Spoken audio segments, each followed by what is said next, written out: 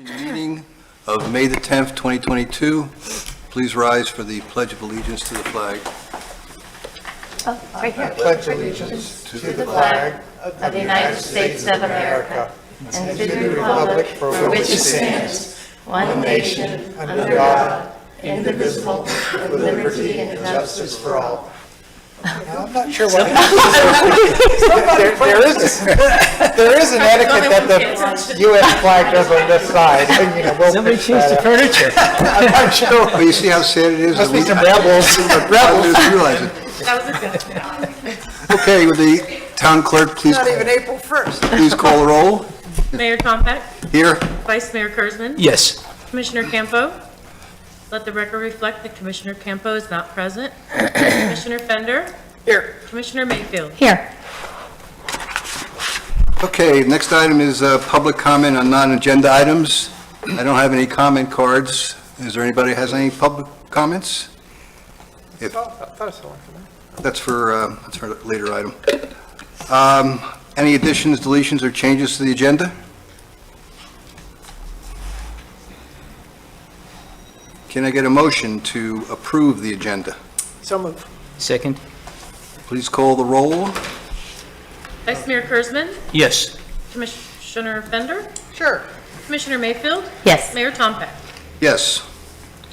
That brings us down to item 5, which is a public hearing on the second reading of ordinance number 442, special permits for non-compliant dock roofs. Since the town attorney is not yet here, April, could you read the ordinance title into the record? Sure. Ordinance number 442, an ordinance of the Town Commission of the Town of Sewalls Point, Florida, amending Chapter 62, Marine Activities, Facilities and Structures. Article 3, Marine Structures, Division 2, Docks, to add a new Section 152 providing for special permits for certain non-compliant docks in existence as of June 1st, 2022, providing for severability, the repeal of laws in conflict, codification, and an effective date. There he is. Thank you. Dan, is there anything you want to add to get started on this, or can I open it up for public comments? No, there's nothing to add. It's second reading, and as Commission has directed previously. Okay, we do have one public comment, John Nemi. Let the record reflect that Commissioner Campo has arrived. All right, good evening. I want to address this specifically into two parts. First is they call it a fee for nonconformity or noncompliance. I certainly would, I think any reasonable person would agree if someone had placed a roof or cover over their dock and hadn't come to town hall and said, hey, this is what I want to do, can I get a permit? I think we would all, any reasonable person would agree that should be something that could be dealt with this ordinance. However, if homeowners come to town hall with a set of plans, set of engineering drawings, pays the fee, gets the permit pulled, builds according to that permit, doesn't stray from that at all, calls up and says, hey, it's done, come and inspect, then I think that that part I think is pretty clear that any reasonable person would find that to be strange to later on be told to either remove it or get fined for it. Certainly doesn't create a very good environment in the community for the town to come after people after the fact if they've done according everything they should have. And then it just does not bode goodwill. I don't think it's very good governance to come back after the fact when everything's been done properly. Certainly the person who says, let me throw this up and see if I get away with it, that's a different story. But I might add that my particular case, we've tried to pick the slimmest possible structure, the most non-obscure colors, nothing that sticks out. And I can quote, if I can quote somebody here, said they didn't even notice it was there for many years until it was brought up. So the second part of this comes down to the environmental fee. And we really have to consider who are the experts here. I would consider the Department of Environmental Protection to be the expert, and if they tell me that this is something that is conforms and is something that they have no problems with and they've inspected, then I don't see how any other outsider would come and say something different about that. This specifically is a structure designed to fit into their guidelines based on what is it going over. Going over an existing structure, and it must be within a certain size. The contractor that I used, they're going to say, oh, we can only build it this. They took the measurements. They said, this is what you can get, and we'll build it exactly to that spec.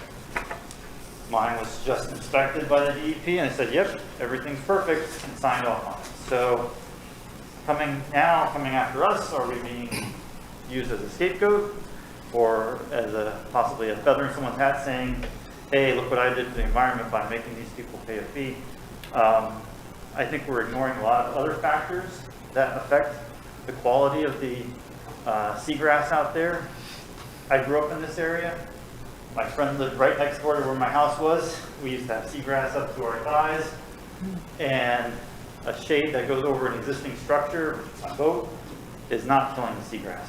We have runoff, we have fertilizer, herbicide usage, we have septic tanks on both sides that drain into the river and affect the water quality.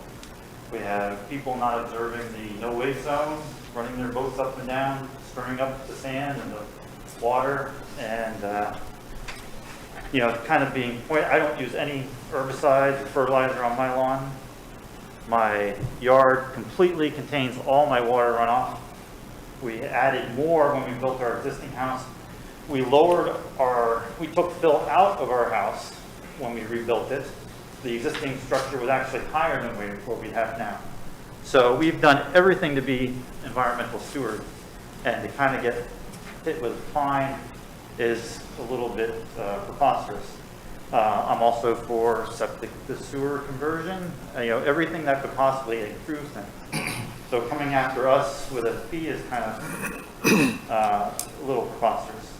As far as the amount of any fines towards anybody else who may not be in the same situation, I think that to come after someone and say a certain amount doesn't mean something to someone is also a little bit insulting or crazy.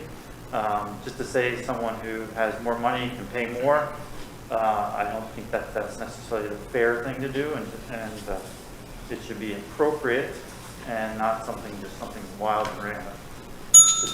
Thank you. Thank you. Since we have no other public comments, I'll close the public hearing and open it up for discussion among the commissioners. I'm sorry, Mr. Hudson, you want to add something? Yes, I did want to respond to Dr. Maney's comments. Dr. Maney asked to meet with the building official and myself last Friday, and we haven't really studied individual cases, so after meeting with him and looking at his individual circumstances, there is in fact a DEP permit in the file. The town did in fact issue a permit. The only thing missing in his case is that final inspection. So after Dr. Maney left, the building official and I got our heads together, and we feel like we can go out and do the final inspection before June 1st, and he would not be subject to any fines or fees in the judgment of staff. So, And I think, no matter how well this is written, I think it's written fine, there's going to be other cases that are going to come up that need to be evaluated on a case-by-case basis. exactly. Commissioner Mayfield? Yes, to Dan's point, I believe, and I will have the town attorney confirm that in their case, they fall under B so that C doesn't apply to them. So none of those requirements in C would apply to them anyways. Is that correct, town attorney? If I understand it correctly, yes, and you want me to give my highway example that we talked about today? Yeah, I was going to say, because they got the DEP permission through the exempt status, and they also had a town permit, and therefore they are under B. And it's C that catches the people who did not have a town permit. And yes, I like your example, so go ahead. So we were having this conversation today, and what's the difference between, in A, where it talks about getting a permit, and B, it talks about complying with DEP requirements. little different permit and requirement. And I think in this particular case, there was a waiver from DEP as opposed to a permit. And the example I use is when you're on I-95, and if you are in the left lane, you know, the travel lane for high occupancy vehicles, and if you have 2 more vehicles, you don't need a permit, right? It's a Or 2 waiver. more people. You can go in there during rush hour and not get a ticket, maybe a speeding ticket, but you don't get a ticket for being in that lane because you have 2 or more people. So it's a waiver of that rule. The other side of the coin, if you have a hybrid car, for example, and you pay the fee for the permit that you put on the back of your car, there's HOV, you now have a permit that you paid for to travel in that lane. And that's kind of the difference with A and B. A is you get a permit. B is you're in compliance because you either have a permit or there's a waiver that might apply. As I understand it might apply in your case. At least we thought that was a good example. I don't know if anybody else liked it, but it helped make it clear. I'll move approval. Please call the roll. Commissioner Campo? Aye. Commissioner Fender? Aye. Commissioner Mayfield? Yes. Mayor Tompeck? Yes? Vice Mayor Kurzman? No. And just as a final comment on this, there's still some work to be done by staff on this issue, and we'll be looking forward to seeing that in the not too distant future. Yes, sir. We have that, it'll be ready for the next commission meeting. Okay. For the resolution setting the fees. Great, thank you. That brings us up to, we have no public hearings or first reading of an ordinance, no resolutions, brings us up to old business. And the only item under old business is Mercer Group of Florida. And Donna is going to talk about the town manager recruitment process. Good evening, Honorable Mayor Tompeck, Commissioners. It's wonderful to be here again with you. For the record, I am Donna Higginbotham with the Mercer Group, Florida. I'm happy to inform you that we received 24 applicants for the town manager position. There were several with credentialed manager credentials, which means that they went above and beyond their master's level training and trained with ICMA for the credentialed manager certification. That certification takes approximately 7 to 8 years to obtain through additional training and practice. This past week, I presented you with my recommendations for further consideration. Out of the 24 applicants, I recommend 8 for you to consider, and would like you to narrow that down to your final 3 or 4 that you would like to bring to Sewalls Point for the in-person interviews that are currently scheduled for June 1 and 2. There was a straw poll that was included with the information packet that you received on each one of my recommendations. I did a preliminary internet research, the background search that I could provide without their permission. I also included any materials that the candidates themselves requested that I include for you. Every one of those candidates is very capable of being the next town manager for Sewalls Point. Once you decide on the final 3 or 4, however many that you wish to bring to Sewalls Point for in-person, then I will begin the comprehensive background search, which includes, I have to have their permission to do so. I contract with a company out of Walnut Creek, California. It is Advanced Research Systems. And I submit the candidate's name and email address, and then I step away. The contract company does all of the rest. They search for their criminal records, their driving records, their educational verification, their references, and their credit reports. That being said, those reports take 10 days to 2 weeks. So at this point, I would encourage you to make your selections even prior to the May 17th that we have suggested. I am available to each of you. You all have my phone number. I will be happy to share my conversations with each of the candidates and any other questions that you may have regarding any of the candidates. Also, you have the complete list of candidates, including any cover letter that they may have included along with their resumes. If you have looked at those resumes and you see one or two that you would like to include to review, then let me know, and I will be happy to reach out to them. At this point, my recommendations for further consideration would be the 8 that you were presented with. I believe it was just last Thursday or Friday. Commissioner Campo? It was from before, but I'll jump on. Thank you. First of all, I'm very pleased with the progress that we've made so far and your availability. Thank you very much. I like the way the packet April was put together. Just kind of in a few assorted things. I'd like the final number by next Tuesday to be maybe 4 rather than 3, because I know sometimes things happen, and I think it's good for us to have a broader range to compare and contrast to. And I know it costs a little bit more money for the background check, but I think that that process is useful. I don't know what you meant by straw poll. I didn't see. There, Yeah, why don't you talk about the balloting procedure, because I did not forward the balloting. I was, Oh. yeah, I apologize for Okay. that. I And was then I have hoping you would talk and I have a about couple it, other so. questions too, but go ahead. okay. April, would you like to take any of these to each of them? You have. Okay, so maybe I'll continue Sure. on. I have listed each of the candidates there. And you do not need to place your first choice, second choice, third choice. It'll make it easy. Just put a check mark or an X next to the ones that you would like to see in person.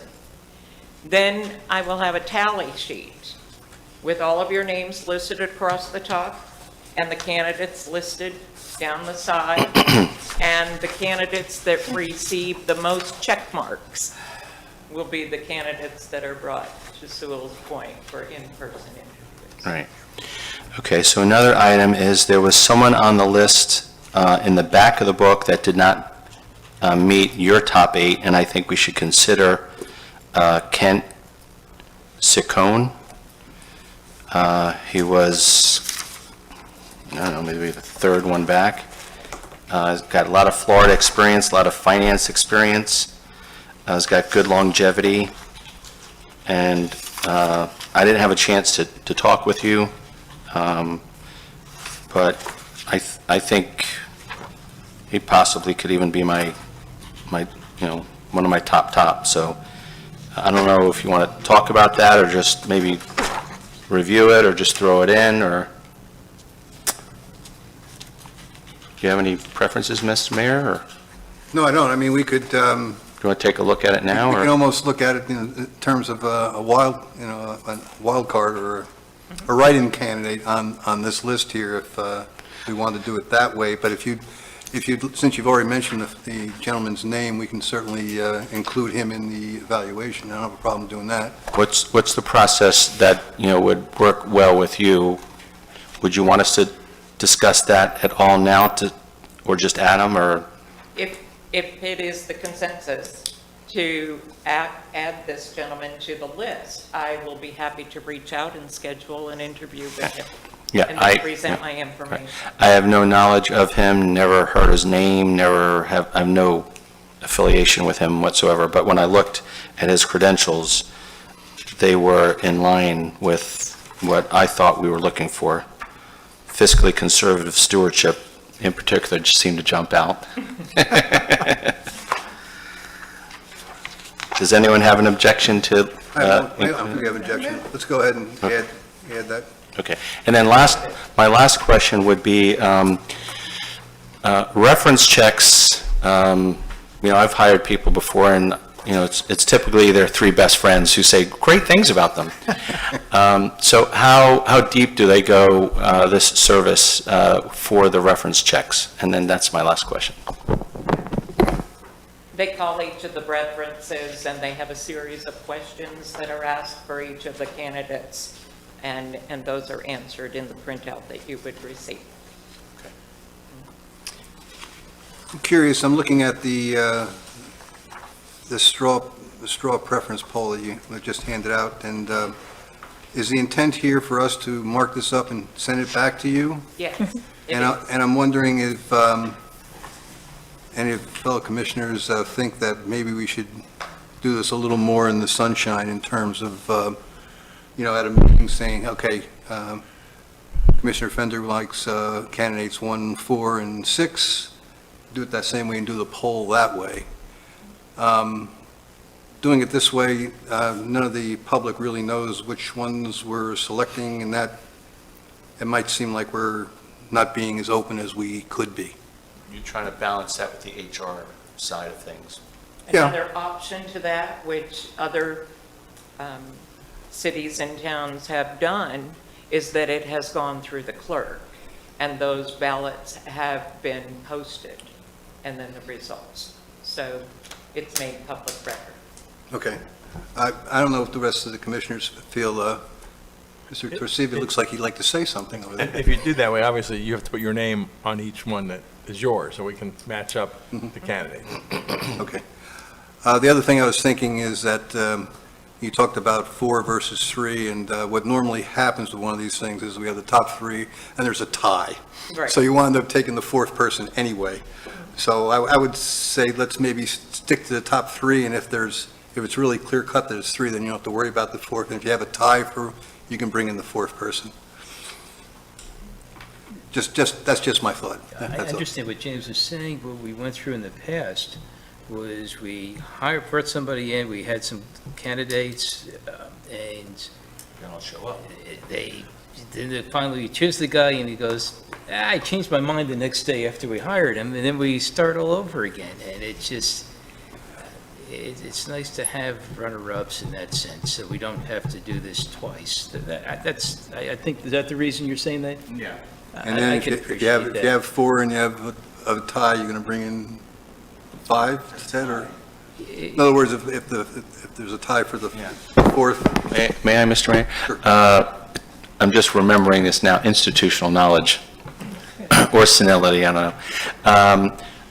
In the past, the recruiter had said that in order to have a true mandate for the future town manager, someone that we're going to stick behind, that they had preferred that the vote would end up being a unanimous vote. Now, that's I'm not trying to tie anyone's hands, but that was something that we strived to do. I think we ended up doing that, to try to show some support. I don't know what you mean by a tie, but it might be worth us discussing at this meeting, since we're getting close to the deadline, of do we want to try to have some unanimous, mandate before we move ahead. I could go either way, but I thought when they brought up that point, it made a good point, Commissioner Mayfield? Yes, real quick, back to the candidate that Commissioner Campo mentioned. I wanted to ask Donna, if we're adding him, it sounds like you spoke to the final 8, and there was a little bit of extra information, the stuff they wanted to include, you mentioned. Would we be able to get that for him to have a more thorough look before we narrow it down, meaning in like the next couple days? I will do my best. Okay. I realize you're subject to whatever. I will reach out to him, Okay. Okay. hopefully do an interview in the next day or 2. Okay. Okay. Excellent. Commissioner Fender? I was going to say, for me, I like more options, so I'm not passionate, but I don't think we have to make the decision now. I think we wait till we let the data break down the top 3, 4, or even 5, if that's what it is. So almost like a professor finds the curve in the grades? Right. I never worked with that, though. I know, you got it straight, rub it in. Okay, so let me make sure I understand this. We're comfortable with the straw preference poll We'll handle that through April. We'll bring it to her, and she can post them on the bulletin board in front. That way, everybody will know how who we each selected. Are we going to get new polls with the new person on? Okay, thank you. Of course. Okay. I'm fine with that. So I was just going to ask about the quantitative side of this. I know I got a couple calls during the week, and you guys were talking a little bit about that process. Did it make progress? Because I would like to see the numbers before I chose mine. Of course. And the candidates are in the process of taking 2 different HR avatar Okay. assessments. Okay. So I'm waiting to hear back from all of those. There you go, Frank. Good. Glad to hear. Okay, now does that mean we will not need a meeting on May the 17th? Is that where we're headed? Well, I was going to ask that question. Yeah, we can, I guess I would suggest as long as the commission is comfortable with the balloting that's proposed, then let's just keep it as a soft deadline, so we're all focused on a date to get things done. And, if for some reason it slips, then we'll just deal with that at the time, but let's keep that as a soft deadline. Okay. And know that you can send those ballots anytime before the 17th. Commissioner Yeah, Pender? but so you don't think, to your point earlier about keeping this sort of in the public, that us getting together on the 17th to discuss our personal choices and helping us whittle it down, I don't know that it has to be entirely quantitative, right? I mean, I think just like today when Commissioner Campo brought up that he wanted to add a new person, there might be some insight that I would certainly get from hearing your perspectives on some of what you learned in the process. I don't know, I'm not saying that we have to have a meeting, I'm just saying it makes a lot of sense to be able to discuss this a little bit when we come up with our bottom 3, 4, or 5, or whatever it is. Vice Mayor Kurzman? I kind of concur with what Frank said. I think it wouldn't be a bad idea, and it wouldn't be a long meeting. I think it's just something that would be pretty short, but we could probably, just so we could air things out in public. This is the only time we could talk without breaking sunshine, so I think it would be a good idea, actually, to meet on the 17th. Okay, and if we go ahead and do that, we can still get the straw poll information to Donna beforehand? That way she have the opportunity to start setting up some, or at least give us a tally of what it looks like. Okay. Is that what you're thinking, Frank? Or do you think that the conclusion of the meeting is the straw poll? Well, that was my intent, but it doesn't mean we couldn't submit them if we have them, but I would assume we might want to change our votes as we discuss, I mean, I think I'm going to learn something from that process on why you ranked yours the way you did. But If I may interject, it's easy enough to do a tally of the polling, on the 17th, so. So in light of that, I'm just curious, and also not passionate, but what's the process of the public's involvement in this process? Either now or later, what is our plan to, because there's been a lot of discussion about this early on. Do you want? If you would like to start. Go ahead. I will be happy to interject. What has been planned so far at the last meeting, you mentioned sending out a survey to the residents, and Don and I talked about it, and it would be something really simple. Might have even, what are the desirable traits the town should look for in a town manager? And then the second question would be, if you were given the opportunity to ask the town manager candidates privately 1 or 2 questions, what would you ask? Just something really simple. So that would be an initial step, and give them a date to respond back. And then the next part would be, there's a meet and greet that's scheduled for the evening of the 1st, which everybody's invited to. Well, I'll have to be thinking about the best forum for that, but commissioners, staff, residents, anyone. So that would be the next opportunity. And then as far as making them available, the plan right now is to post all of the applications to the web so that they're available. And at the same time that we send out a survey, we'll send out a link to the website that shows where people can look up the candidates, those residents that are interested. And I think that covers most of the thing I'm aware of. Is that anything else? That's all I can think of as well. Commissioner Fender. So I'm probably being a little bit of a troublemaker now, but We're I'm used not to trying to it, make as more always. work. But I assume, and you can correct me if I'm wrong, these 8 or 9 candidates are now public record and all of our residents can see who they are? They are all public record, yes. And so will there be any way for us to receive input other than, residents will call me and say, hey, I like that guy for this reason. But we'll have our own poll of 8 or 9. Is there any quantitative way to get that input into this process from people who have an opinion? And there undoubtedly will be someone who does, and they should, I think. So, and I don't know the right process to not make it incredibly onerous, by the way. I'm just asking the question if there's a way. There was discussion early on when we first started talking about this, about maybe creating a committee or not a committee, and I thought the consensus at the time was, let's not set up a formal committee. I even received comments from members of the public saying, I don't really want to be part of a committee. So I think the desire of the public is to be able to, in a public forum like this, when you're discussing it, be able to stand up and make their comments known, or to make comments known to you individually. And of course, you all work with the candidates, probably, the residents more than I do, so. And they could certainly do that at the beginning of the meeting next Tuesday. Yeah, Okay. yeah. Commissioner Mayfield? Yeah. When you had mentioned about the link to the candidates, to their resumes or their packets, were you thinking all 23, all the 9 of them, or the finalists? We would make everything available to the All of it, public. That would okay. be the intent. That's, How are you thinking of that's doing? total transparency. Yeah, how are you thinking of doing it? I'm just curious, because it's kind of hard to get through the,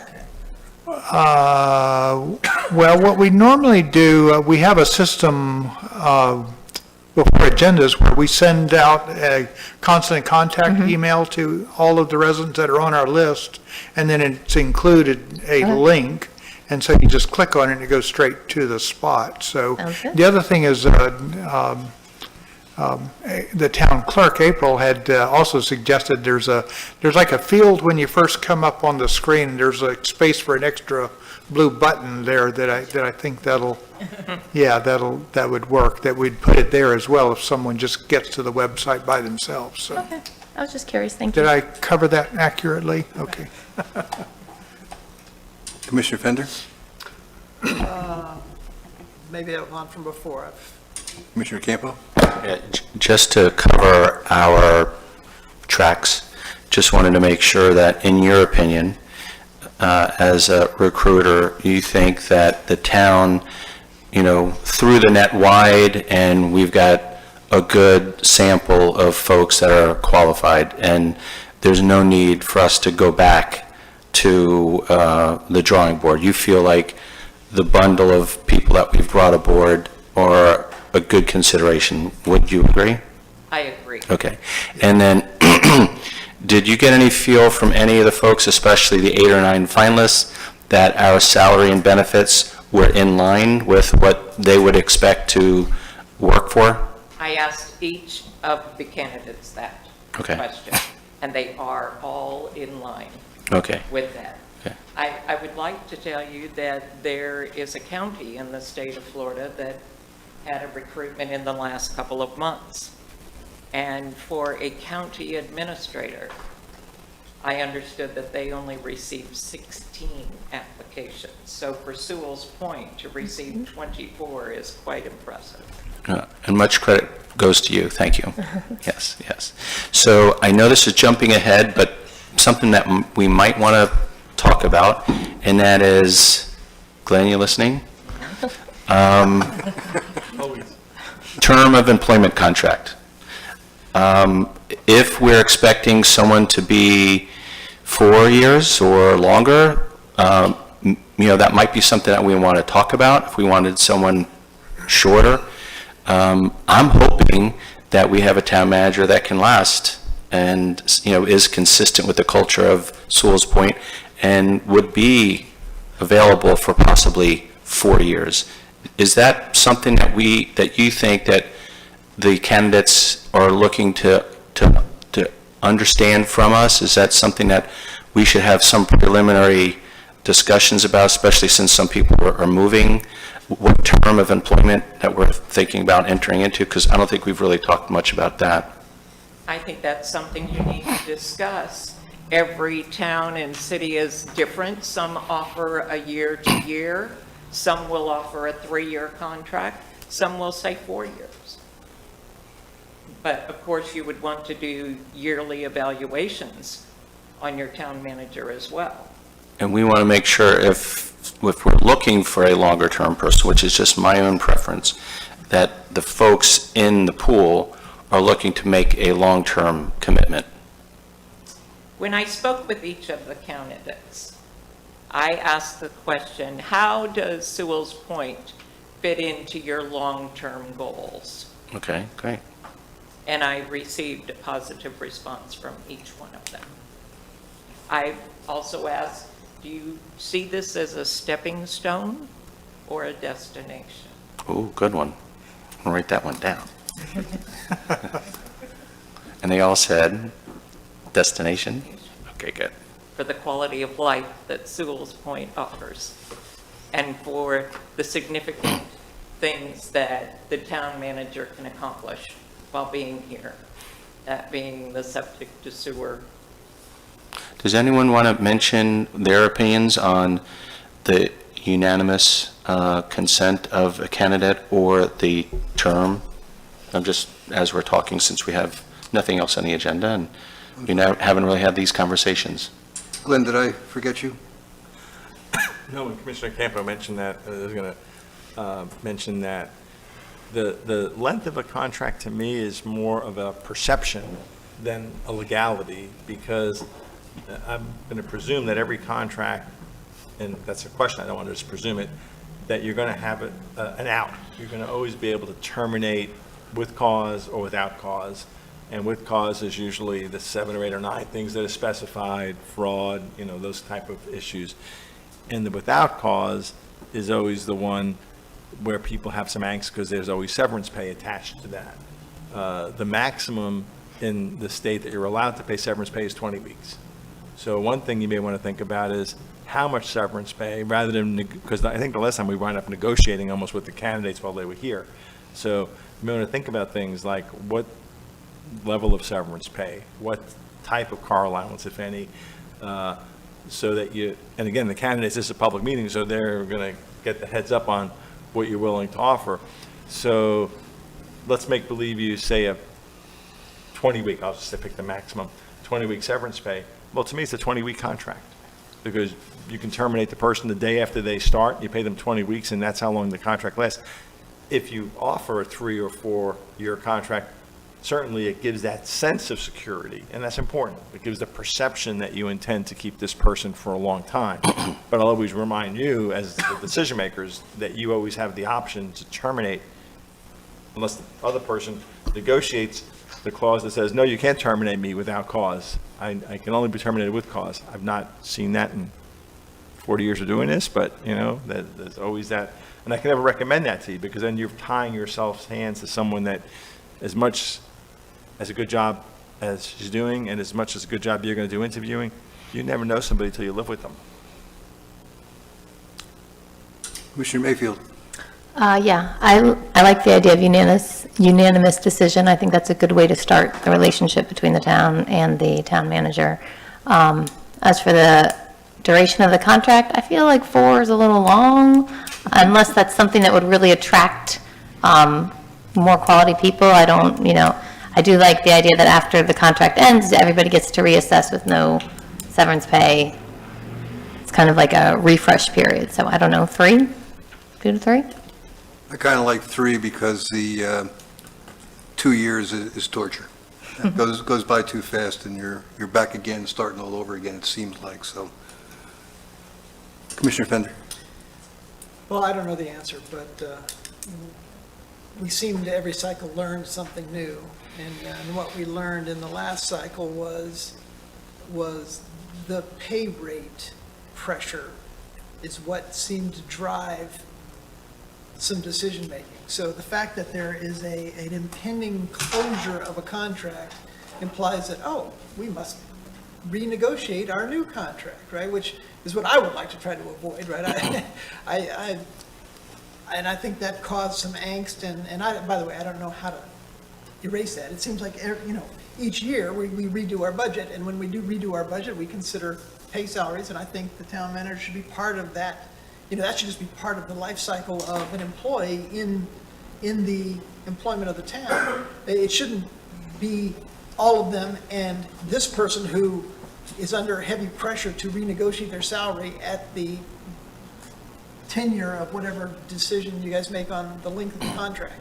So that's the only thing I'm concerned about is, otherwise, we're going to be cycling out of town managers every contract, right? Because then we feel like we have to negotiate for that, and it takes a special person to avoid that, but it would also be good if the structure allowed not to require a person to be special to overcome that obstacle which tripped up the last one, right? So.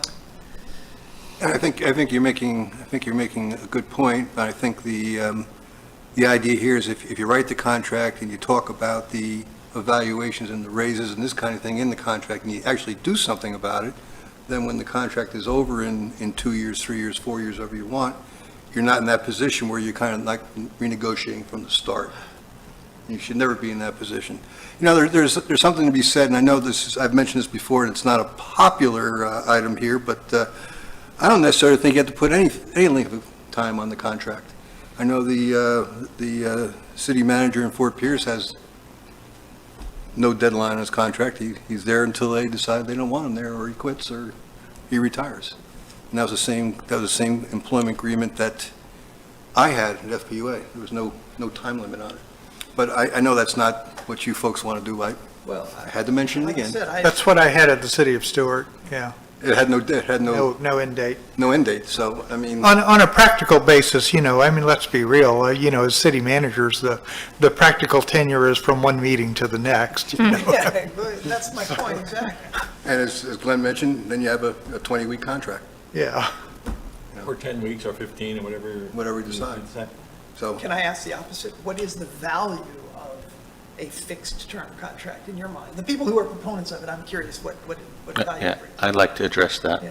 I'm sorry, That's okay. Commissioner Camp. So the flip side to, a lot of great points, but the real question I have for you is, have people said that they are at a point in their career where they can make a long-term commitment? I think that's the advantage. If we have people that, I want to be really careful, but if we have people that don't foresee being able to stay with us for a long time, then I think we need to know that up front. So can I just ask questions? And, yeah, So just so I understand your point, your concern is that you want to hold them here for Yes. the length of duration. I want to get a commitment I'm more from them. of the opposite. I'm worried that they are only going to stay here for that length of time, because they may stay much, much longer. Well, that's why I say, that's why I was asking for a longer term. Now, what we end up offering them is between Glenn and them, but if people are like, I'm at a point in my career where I only want to know, I'm only going to make a one-year commitment, then that's something that I'd like to know. I'd like for them to be able to say, I'd like to stay for a longer term. If I may. Yes. I can honestly say that in speaking with each of the 8 recommendations, that is not on their agenda, a short-term stay. That they would be invested in Sewalls Point for the long term. I did not get on a short-term basis from any of them.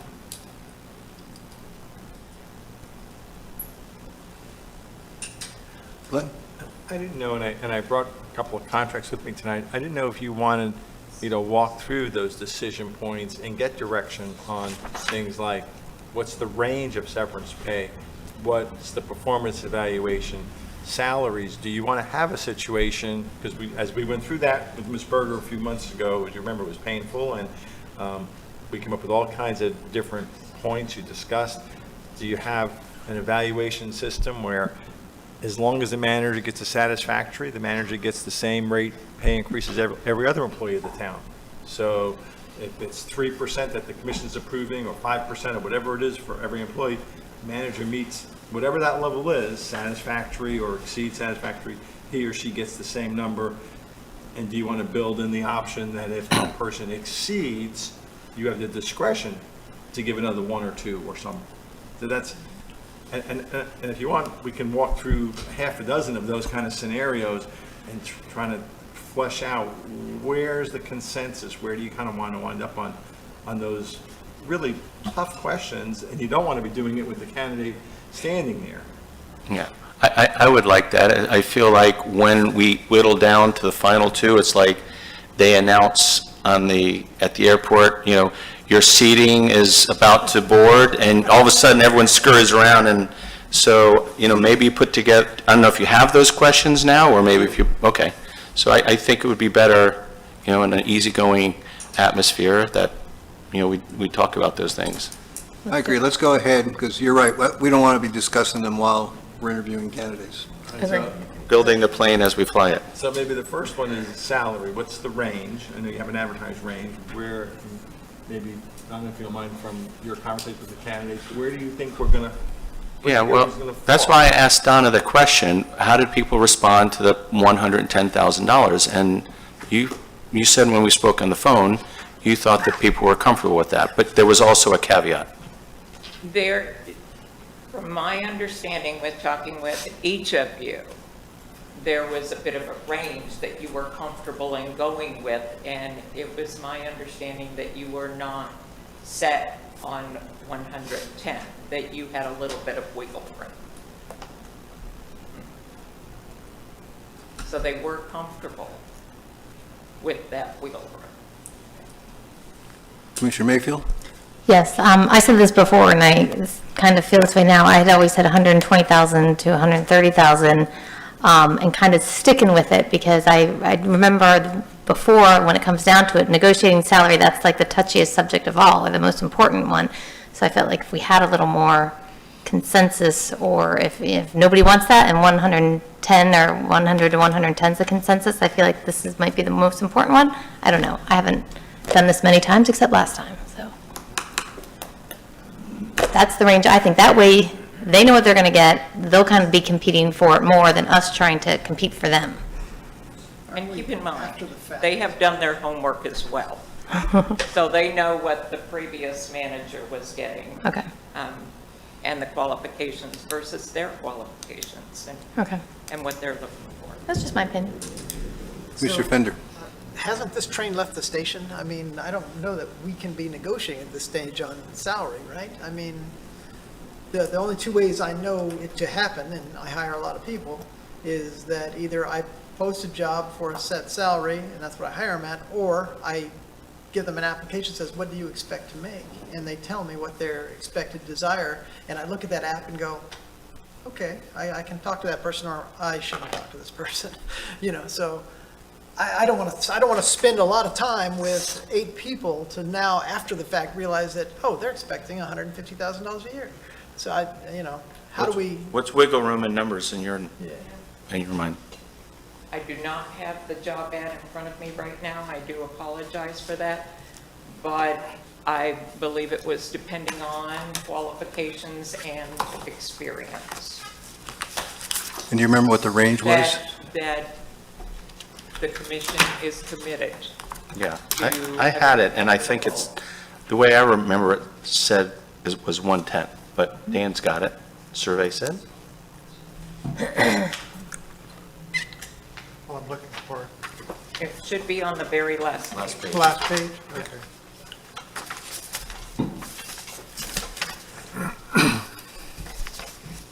It says, compensation and benefits, the starting base salary is expected to be $110,000 annually. The mayor and commission are committed to a starting salary and benefits that will be competitive depending on the experience and qualifications of the selected individual. And then it goes on to talk about benefits. So, I'm open to anything, because I would like for it to be unanimous, and if it's a screaming 5-0, let's get this person. But we went out there at 110, and we've got 8 or 16, what'd you say, 24 people. So I think, we're in a good place, but to answer Glenn's question, if there was something extraordinary and we wanted to bump it up, I think we would be open to that, but Your discretion. Okay. All right, so what I'm hearing is 110, unless Superman or Superwoman walks through the door and you all decide you want to go a little bit more. I want higher, but I think I'm the minority, so yes. You're saying 120, 130. I think that we don't want to play the game. I think it'll get, like I said, I feel like they want to be competing for us. Otherwise, we're going to do what we did last time. I don't know. I felt like it was disorganized last time in that last true. negotiation. Just Mr. my Pender? personal opinion on this, kind of almost restating, is that we've advertised 110. The only thing that would make me go off of that I could even conceive of, is that their application says, in my previous job, I made 140. And then at that point, I'm like, so it's going to be hard for me to motivate you to work hard to bring you in at a lesser salary. So that would either be two situations. One is, I would not talk to that candidate, or I would consider, okay, am I willing to go to whatever their previous salary was? So I don't know if we'll be able to get that data. I don't know if we will know what their previous salary was, but it would help my decision-making process to know that when I offer them the 110,000 that I advertised, that it is indeed a step up for them, and they're excited about the role they're going to be taking. So.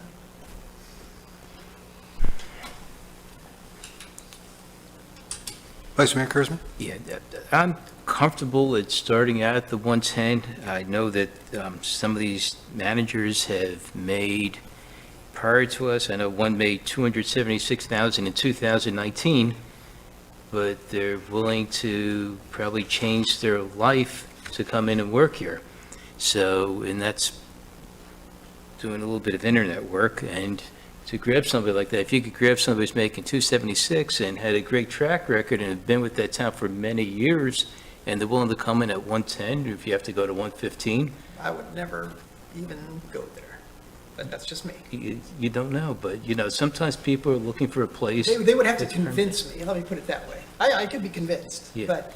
Well, that's kind of an interview question. Yeah. And, you may find that person is in a high-pressure job, wants something a little less stressful, or is maybe retired and is looking for, John took a pay cut to be mayor. took a big pay cut. Everybody takes a pay cut.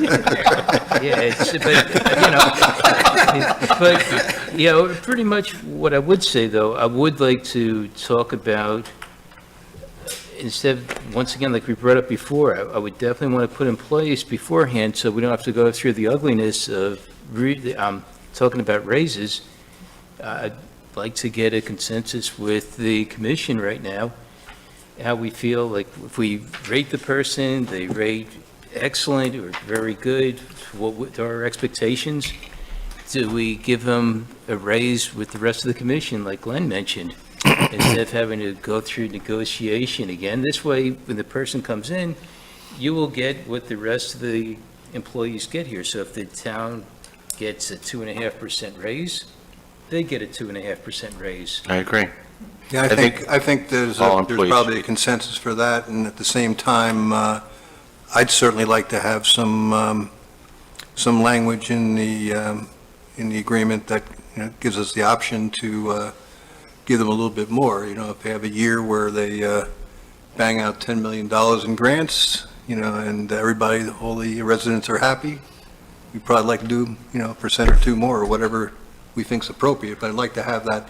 And I think, Glenn, you may want to correct me if I'm wrong, but unless you put that kind of language in the agreement, you really can't do it by state statute. Right, that's why I mentioned before, it's sounds like a certain base, whatever all the employees are receiving, if the person's satisfactory, and if they're extraordinary, exceeds, and you have the discretion to grant an additional bump.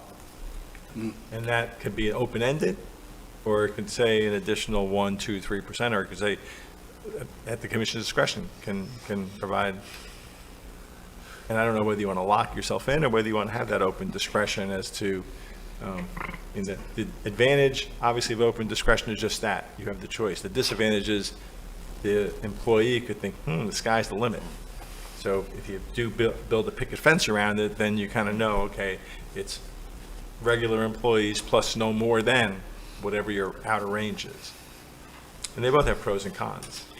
We had briefly talked about at one time, putting together and I'd still like to do it for the next town managers, putting together a performance plan. In other words, here's the 10 items we want to get done this year, and your evaluation is going to be dependent on these items.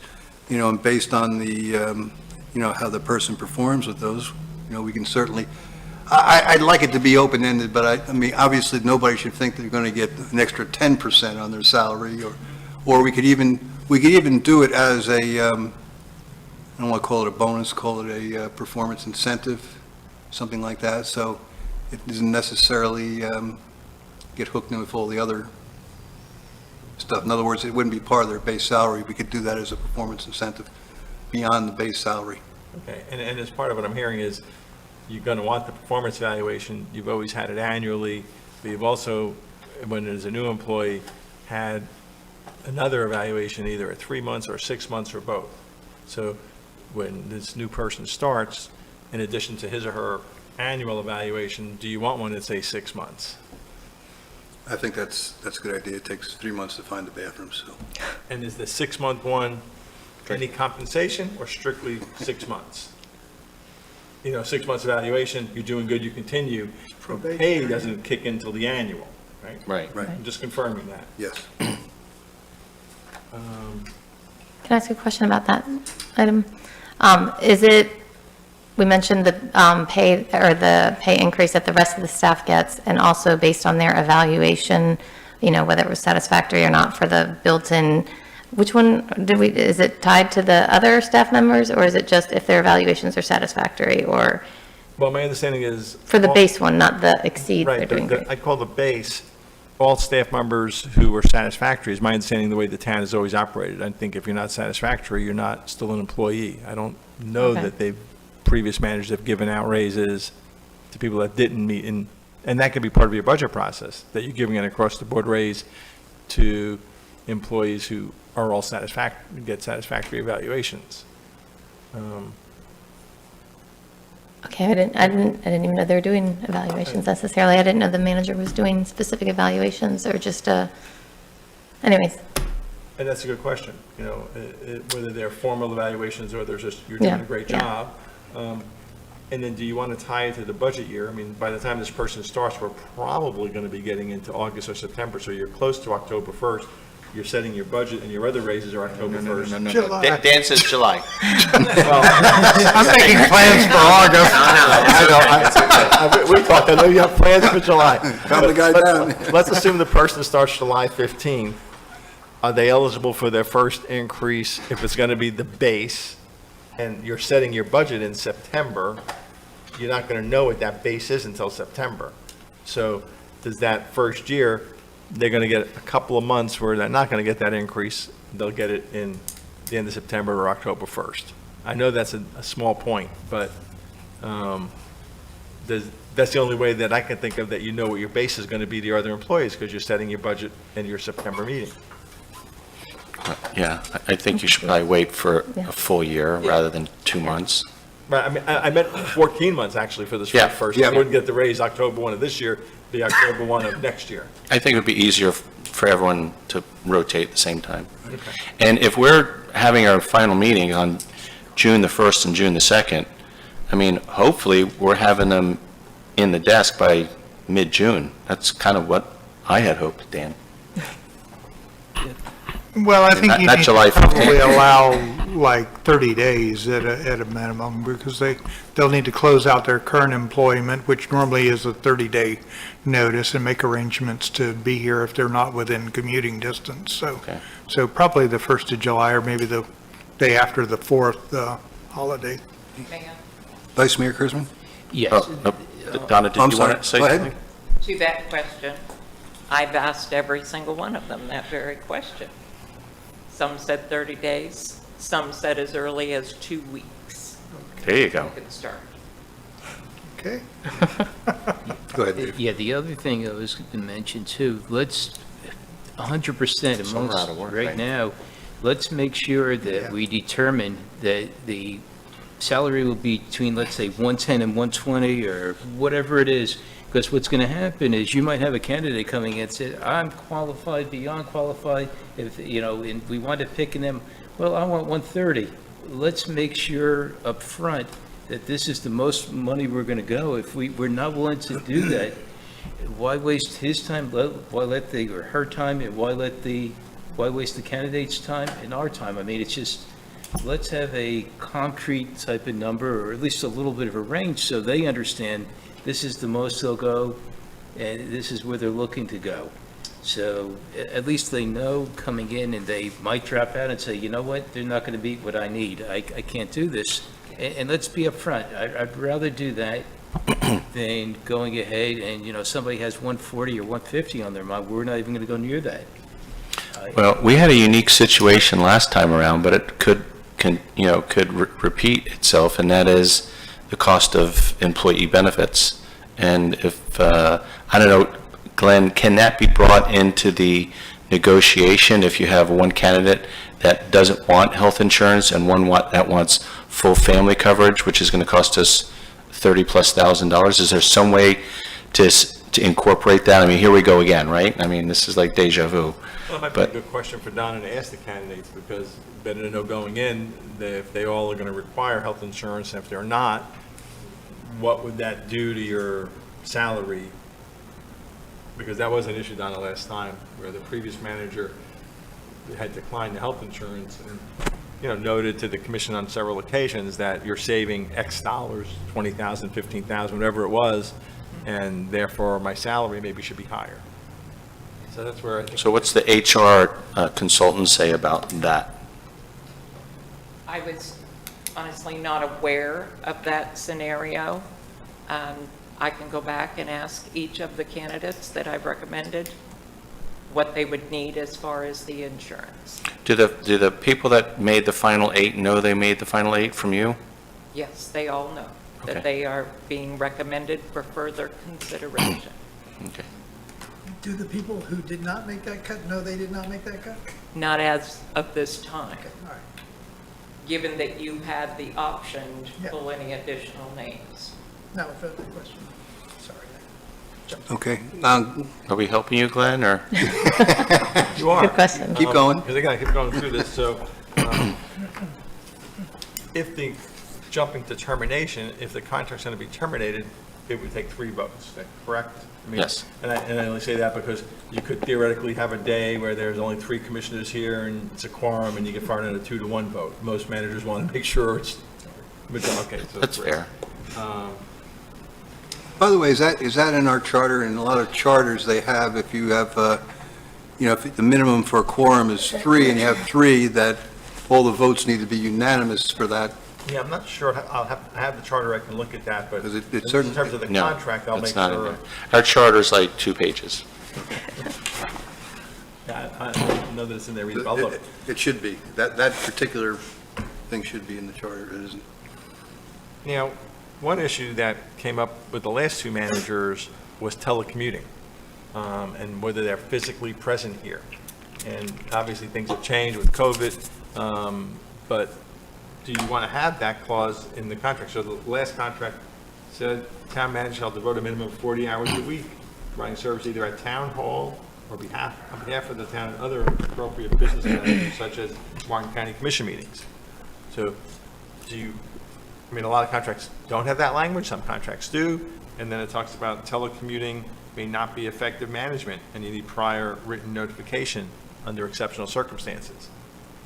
I kind of like the way that's worded there. You know, Okay. it's, part of the responsibility of the town manager here is to be here to talk to residents, and so you're not going to be doing that from your computer on the West Coast. You know.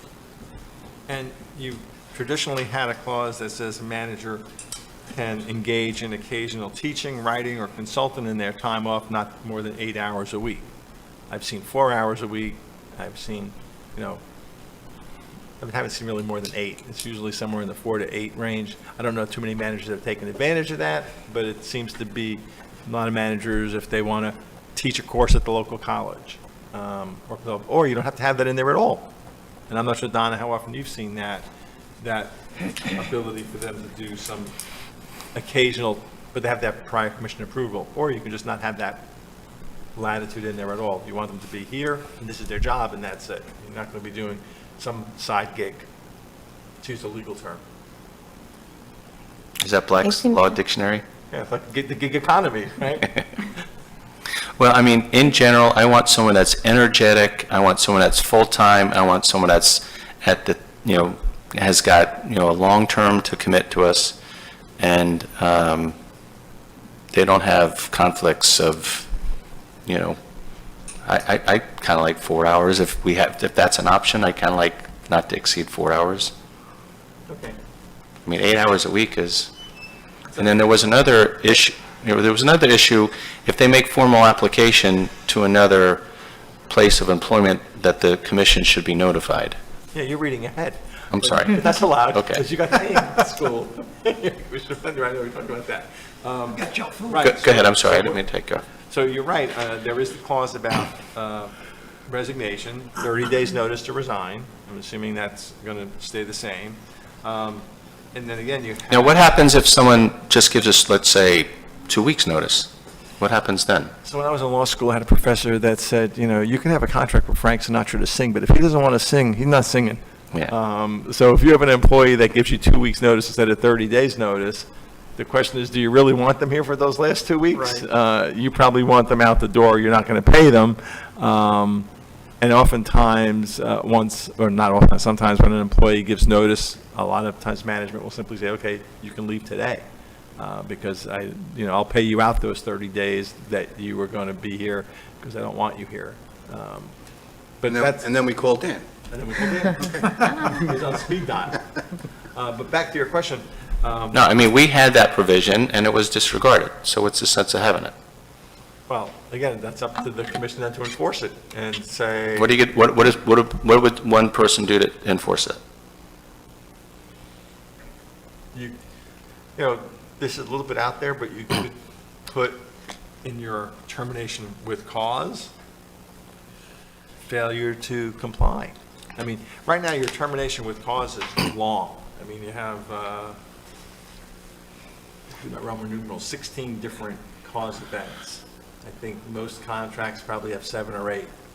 So you cover everything from the misconduct, violation of harassment. In the event the manager makes formal application for full-time employment elsewhere, they have to provide written notice to the commission simultaneously with the application.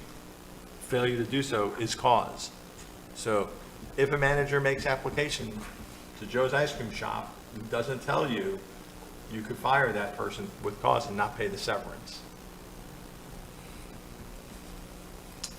James, I think what you're asking for here is, it's a non-starter, to be honest with you. What's a non-starter? You're going to be stuck. If they want to leave in 2 weeks, That's my point. yeah. So what's the sense of even having it in there? I mean, we've been there, done that. Well, again, it's the expectation that Okay. it's almost like when we talked about the length of the contract. You're setting a tone, you're setting a standard, you're setting a, feeling that we want you here for a certain period of time. We don't want you working a side job for 12 hours a week. You do your side job, Uber or whatever you're doing, for 4 hours a week. On the severance pay, what's your comfort level on severance pay? And again, I've seen ranges, 20 weeks. 20 is the max, and I don't know that I've seen in the last several years anything less than 8 or 10. And I've seen where it graduates, where year 1 it might be 8 or 10, and year 2 it might increase to 12, year 3, 16, year 4, 20. So the longer you're here, the more severance pay you're entitled to. I like that. That makes sense. That makes sense.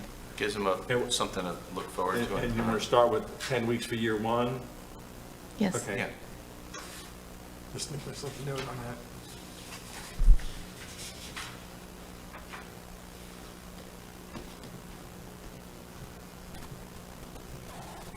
10, 15, 20? 3 years or 4 years? Just do 10, 10, 14. 12. I mean, we never went over Yeah, so you want to go 12 10, before.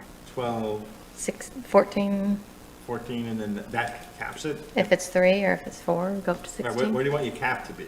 I don't think you, 20. I'm not hearing, you're saying 20? 20 is the state max. That's the state max, but do you want to go to the max? Not unless they're here however many years that is, 8 years, I don't know. If we went up by 2s, or, you're we saying- just, in you're the saying- past, you're since I've been saying here, we 2. haven't gone up to 20, so Right. when was it 20 before? I mean, it's a lot of money. So I'm hearing 10, 12, 14, stop. I'm That's, hearing that's what I 20. would say. I feel like I'm the auctioneer. 10 months going. I'm okay with Kaya's. I mean, I'm just going what it was before. I think the previous town manager had 10 and 12 maybe, or 10 or 12. I think it was I don't think 10. she had 20. Oh, did she? I don't think she had 20. I think she had like 12. I don't think she went to 20 either.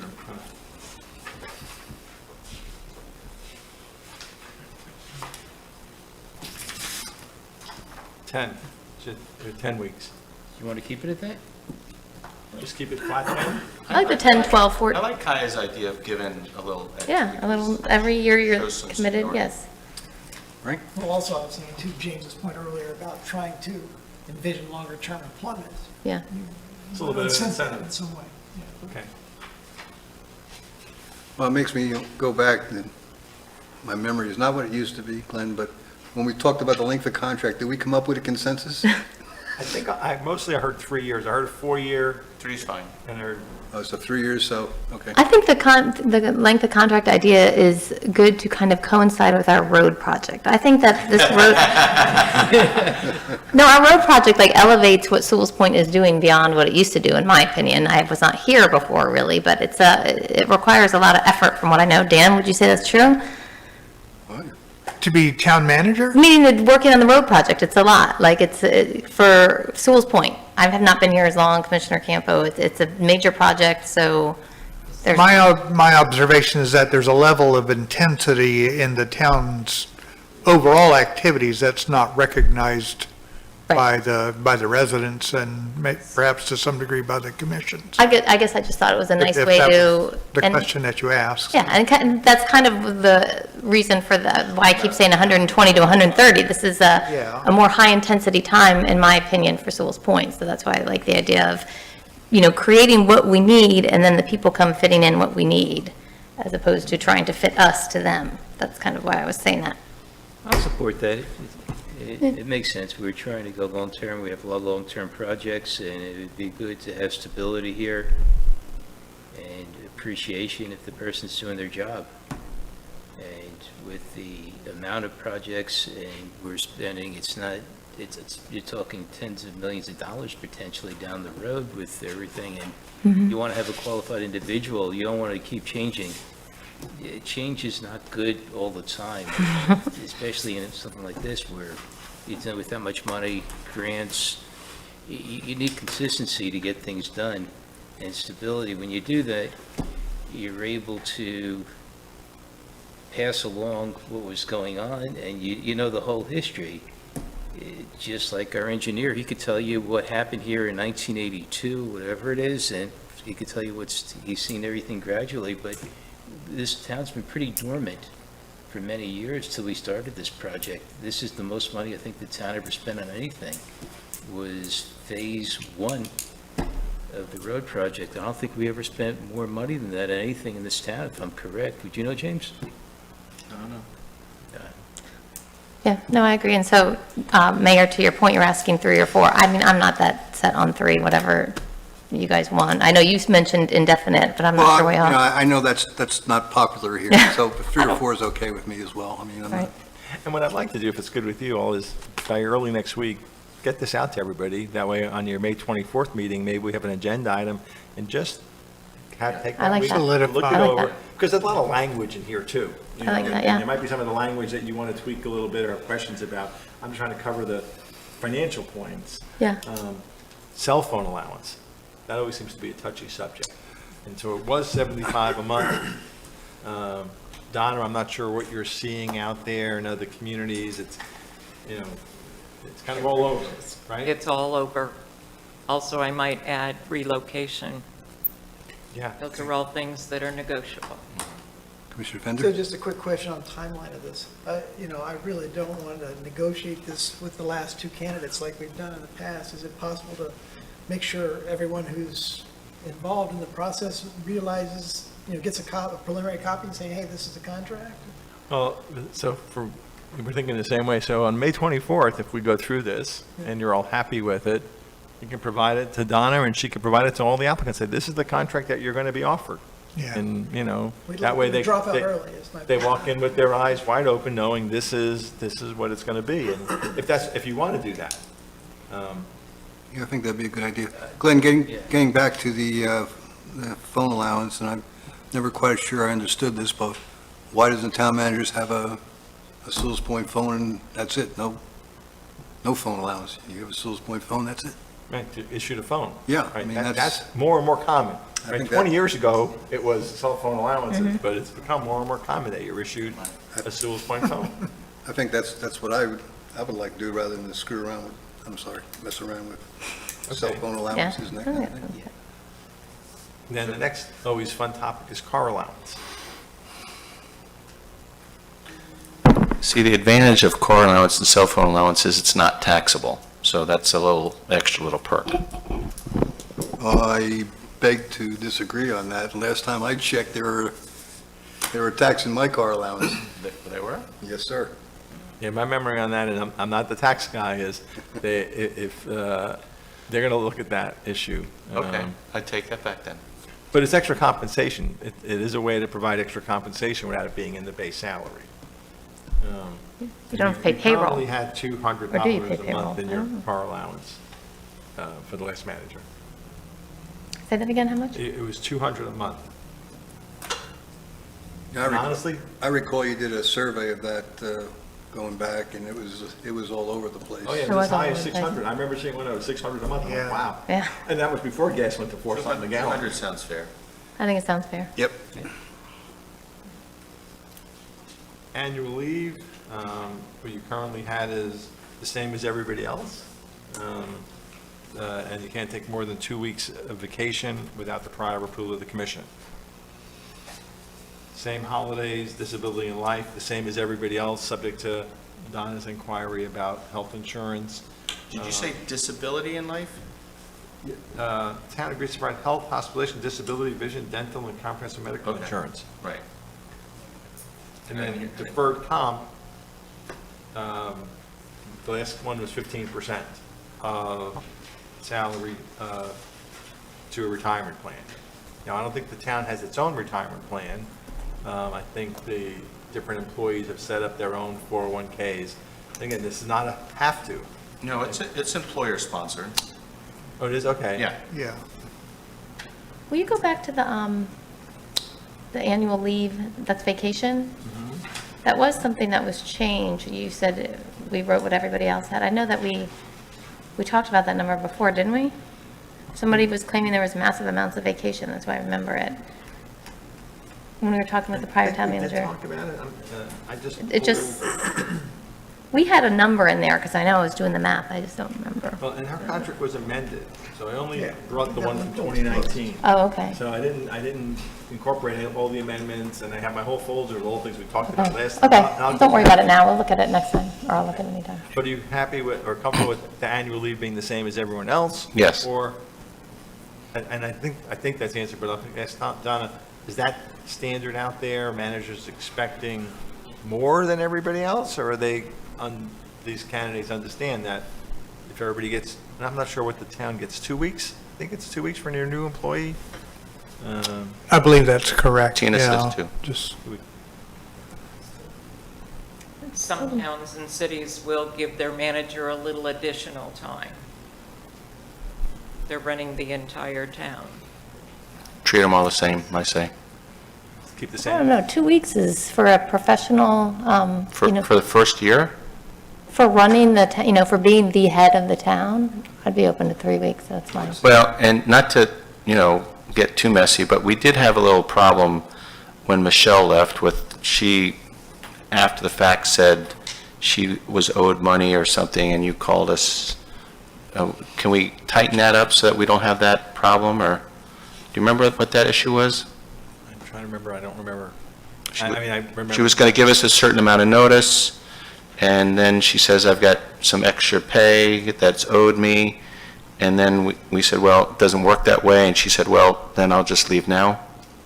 Don't you remember that? That sounds familiar. Yeah. That sounds familiar, yeah. That sounds- Whatever that was, we need to tighten that I'll up, look because back. that was awkward, Look back at that. being able to walk with accumulated pay. So if you want to say, maybe, I would maybe walk them up the ladder like you did before with the vacation. Well, what is our, chief, you might want to, we have a pretty stepped up Yeah, you would earn that third week for 5 years. third week in 5 years. So that would, if it's in accordance with the town's policy, that's what would happen. In 5 years, it'd go to the third week. Now, you can always adjust this, as you know. You can always amend the contract. If you have this person that you're all happy with and you want to reward them with additional vacation as an employer, that's sometimes a reward you give. You're restricted in Florida because you can't give bonuses, but you can give additional time off and you can give increases in compensation. So that's really all the high points. There's always attached to all of these two things. There's the ethics policy that the town passed back in 2016 and talks about compensation. If they're charged with a violation, you pay like the insurance company's done. Unfortunately, been through that a few times. And then there's also the standard release that I'm always going to insist that before they get that severance, they sign a release, because you're not going to pay somebody severance and have them sue you. The whole point of severance is, and other than that, that's really the nuts and bolts of it. Like I said, I'll get it out to you all and you can study it, go to sleep with it. I think another part of the contract was the annual evaluation form, wasn't it? Yes, and that's in here. It says performance form to be developed jointly, and I know the mayor has talked about, and I think you even started working on a draft, Mayor, of kind of a performance standards. Yeah, I was looking at one. What I thought was that the evaluation form that we had was very good from a qualitative standpoint, but didn't really have any quantitative data there. It's kind of a touchy-feely, you're doing great, we like you, as opposed to saying, well, there's some milestones, we want to get a certain amount of grants, we want the grant administration to do this, we want that. And we can certainly do that, and if my fellow commissioners would like, I can draft up some ideas for us to That'd be great. look at as a group. That'd be great. That sounds like a great idea. Okay, can we, thanks, Glenn, can we just, I want to make sure we're backing up here, that the meeting next Tuesday, on May the 17th, we'll come in with our four selections, and we'll have a little bit of a roundtable to talk about some of the candidates, and that's essentially all we're going to do at the meeting, or is there more to it than that? And obviously, we'll submit this. We can submit it to you before, but I think we're going to talk about it. And also remember that you are all welcome to call me at any time and ask me any questions about any of the candidates. So the new ballot will be 9, right? Okay, unless you come up into some problems when you make that. If, based on this evening's discussions, there might be those that will drop off the list. Okay. In the interim, town manager's going to send out the little survey, Yes. and also make notification on the website that these, talk about the meeting next Tuesday a little bit, and also all the resumes are posted. Okay. Mr. Mr. Campbell. Was there something that screamed out at you? Because I've tried to learn to listen better. Was there something that screamed out at you that said, that caused you to say what you said? No, I just put that out there. Okay, okay. Just want to make sure. Mr. Mayor, did you want me to attend next week's meeting? I don't, It's my I mean- birthday, so you should come. It's what? It's my birthday, so you should come. Your birthday? and it will be, I'm sure, tremendously interesting, I'm too. guessing it's going to be short. I frankly don't Yeah. know that. It's a lot of driving. I don't, No, I don't don't think there's any procedural Okay. issues that would force you to I'll come. be available. I'll You have cer- my cell phone on and. I'm sure you'll want to watch it at home, though, live. Oh, yeah, oh, yeah. Is it 5:30 or 7? 5:30, 5:30, so I'm going to put it on the big screen. Let's do it at 5:30. yeah. Okay. All right, thank you very much. And I didn't realize we were going to torture you that long, but I didn't either, yeah.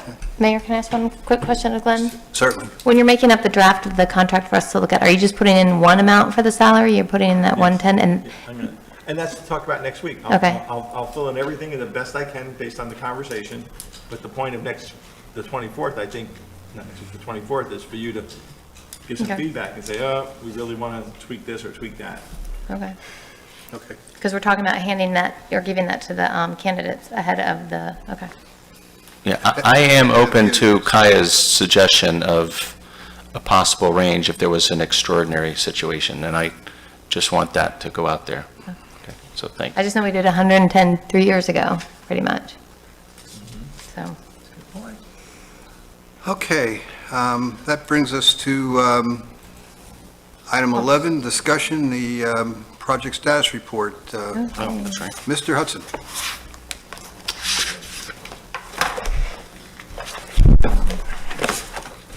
I don't know if the commission would like him to go through this in detail, or if you just want to have any questions for him. Either way, I'm sure either way will work for you, right? Yeah, I just wanted to give, it's been 3 months, so I just wanted to give you all the status report on the different activities, so.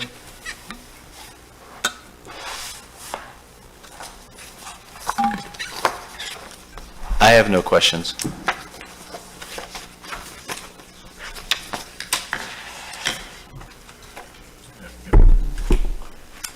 Commissioner Fender.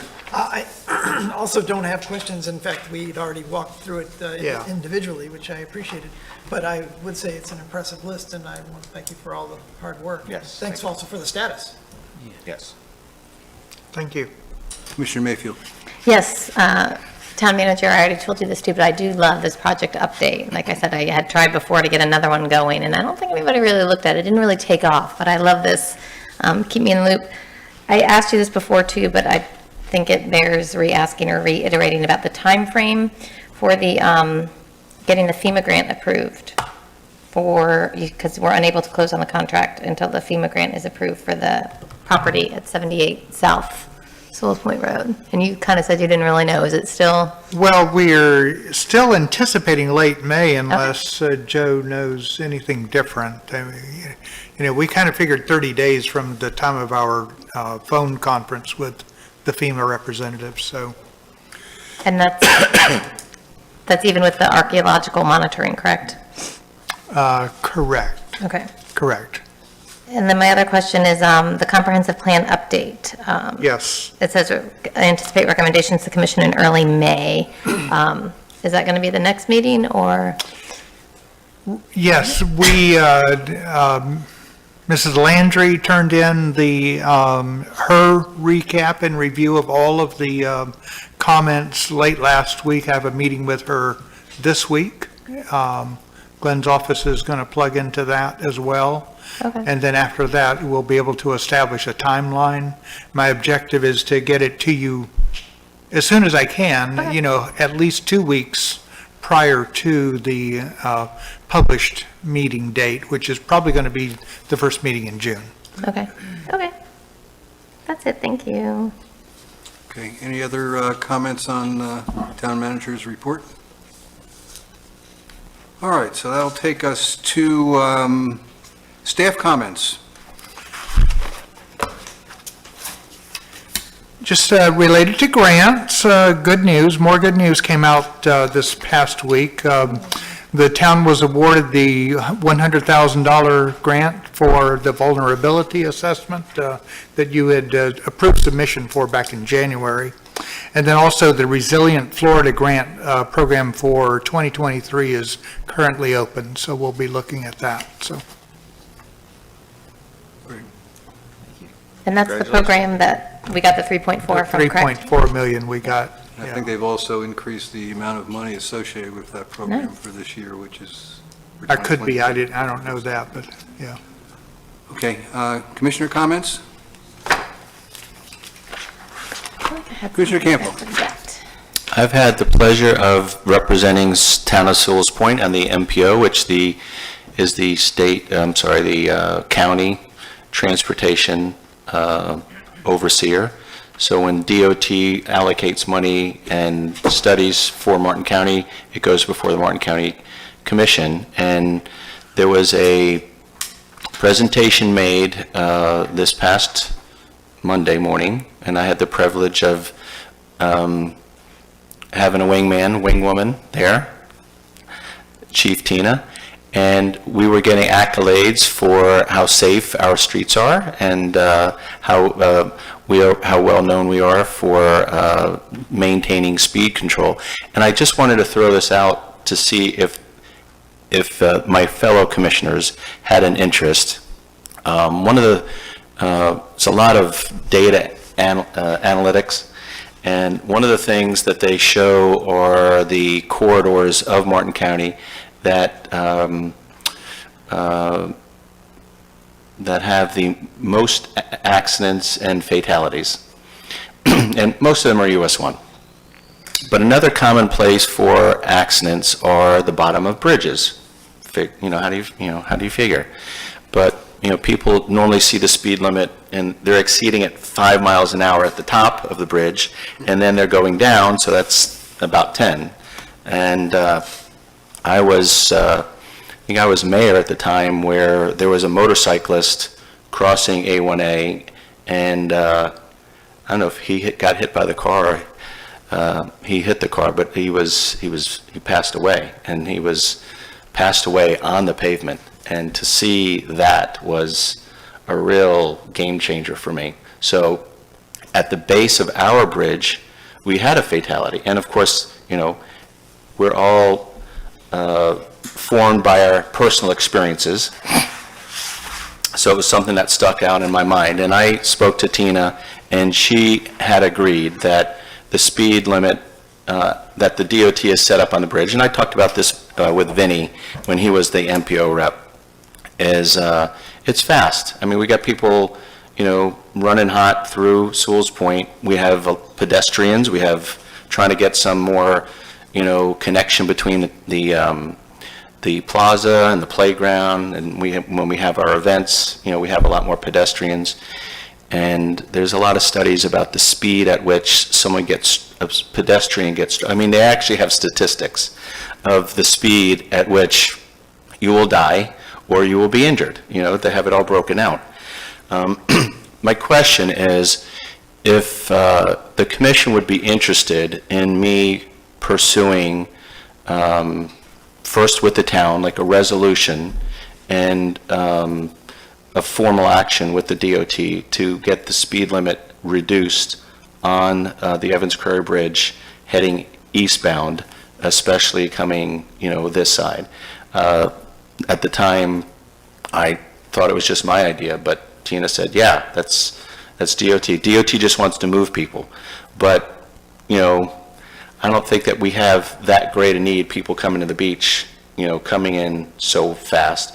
So if my fellow commissioners thought it was something of interest, I could put together a resolution for us to vote on, and then we could possibly get the MPO to pass on as well. If you're not interested, there's plenty of things for me to spend my time on, but... I thought there was, wasn't there some movement a while back? The speed limit's like 40, right? And then we wanted to lower it to 35, and Yeah. I thought there was some issues why we couldn't do that. And I think what you're saying is you're trying to see if we can do it on a more formal basis, maybe get them to drop it to 35 or whatever. Right. Coming eastbound on this side, it slows people coming into the town, and we've got, the moms with the strollers, and there's a lot going on in this little corridor. We've done some traffic quieting with the changing of the medians, but that would be something that'd be worth hearing your comments on. Yeah, I'm okay with that. Absolutely. I have a question. It's 40 on the bridge and then 40 all the way through the intersection, Chief Tina, is that correct? Okay. Yeah. For some reason, I thought it went to 35 once you hit the bottom of the bridge, but, so it's 40 all the way through. Actually, used to be 35 miles an hour, Okay. headed eastbound in Stewart across the old 10-cent bridge, the old drawbridge. And it 35 through here, it didn't hit 40 again until you got out onto the island. And for reasons I don't understand, when they built both high bridges, they increased our speed limit to 40 miles an hour. And you are right that several times in the past, we've tried to lobby FDOT to lower that speed limit back to 35, because it is a congested commercial area with pedestrians and cyclists and mommies and buggies and all that kind of stuff. And at that time, they were holding fast to their 85th percentile speed. It's the 85th percentile speed, it's okay. And you don't have enough, crashes and serious injury crashes and fatalities. And what Commissioner Campo was explaining about this whole program they were presenting at the MPO had to do with, they're now recognizing that we shouldn't need to wait for the fatalities, we shouldn't need to wait for the injuries, that there has to be some co-partnership between the safety of motorists, maybe having to slow down and take an extra minute to get somewhere if it enhances the safety of the pedestrians. And they referred to it as instead of FDOT's term for this is to develop a target speed to try and get the motorists down to. So I'm completely in agreement with what he says, in my opinion, both directions. It should be 35 miles an hour through here. There's, as he said, you're coming down the bridge, both bridges, you're coming fast, depending upon the time of day. The sun's in your eyes, one way or another, which does lead to our evening crashes as well, where it backs up onto the bridge. And we have a lot of transient population that comes through town, half the year. These are all tourists. They're cooking down 50 miles an hour down Ocean, come over the top of that bridge, not expecting to see traffic, sitting there stopped because of the traffic signal. And that was, again, one of those things that we brought in the past to FDOT that they did not consider to be a relevant factor. And according to them, they're now saying that FDOT is willing to consider these other relevant factors in the form of some presentations, so. Okay, so 35 on the bridge, and then, is that what you're pushing If for? you're asking my Commissioner? opinion, sure, yeah, 35 on both bridges and coming Okay. into town. Okay, I support that. I think that makes, I think you have a lot better luck with just the 35 in town instead of the bridges, but Yeah. it's worth going. Yeah. I know. That's what I had thought, but, aim high and, Well, some of it is also you have to consider motorists, that, well, it's 40 here, 35 there, but if you're And headed in 40. the other direction, it's different. There is then some consistency. Yeah. That basically, if you were looking at, let's just say, even if it's 35 miles an hour from the base of the 25-cent bridge all the way down East Ocean Boulevard, right. just continuing in that direction. and That's our town. Yeah. That's way our it town, used to be. right, And, right. when you got out of town, where it was wide open, a little bit different, there's a little bit more room to move. And the reality of it is in an emergency situation, traffic's going to be, moving as fast as it can, depending upon the circumstances, which might be total gridlock anyway. So I don't see where lowering that speed limit is relevant to emergency situations and things of that nature, so. cool, I like it. You have anything That else? was, yeah. No, I think it's a great idea. I know when I'm at this light and it turns green, I don't jump on the gas pedal. I'm going to hesitate for a second to see if anybody's screaming through the intersection. Yep, trying to beat the light. Okay, any other commission comments? I've got just two real quick ones. I want to thank staff and the police for the help during the ribbon cutting ceremony a couple weeks ago. It was a nice event. I appreciate that. And I was wondering, and maybe it's on here, do we have any kind of a detailed schedule on the budget? Because I know, we've That's talked, why he wants to get out of here before July. and I don't blame you for that. My intention, it would be that we would begin doing like a staff level preparation of the budget in May. It's May now, so you get started on that. My intention is to do it, I'm going to call it a zero-based budget, but basically it's a line item justification for everything that's in the budget, because honestly, when I walked in the door, I really couldn't tell what's in the budget, so to be candid, so build it from bottom up rather than just taking what you've got and rolling it forward, and so we should have an estimate on the property values in the early June, I think is when they come out, and then we get the final property values in late June. I looked back in past years, and I think you held your budget workshops, I'm going to say it wasn't until August, but we could schedule maybe a budget workshop earlier than that, if you like. So that gives you a little general idea of the time frame. So. Well, I was thinking, it seemed like in a couple of years, there's been some problems with the timing and didn't feel we had enough time to review it? Or am I just dreaming that or imagining it? I thought there was some issues the last couple of years, but, okay, that's fine. Okay. That was when there was a proposed 50% increase in property taxes. There was a lot of talking last year, yes. I'm sorry, I had to Maybe get that in. that's the memory I'm having. But I mean, we got a full agenda for May, let's face it, and June, so I don't know that we're in a rush to start that early. Is the meeting next week at 5:30 or 7? 5:30. 5:30, thank you. Hopefully it'll be over by 6. Okay, any other commissioner comments? If not, I'm looking for a motion to adjourn. Motion to adjourn. We're adjourned.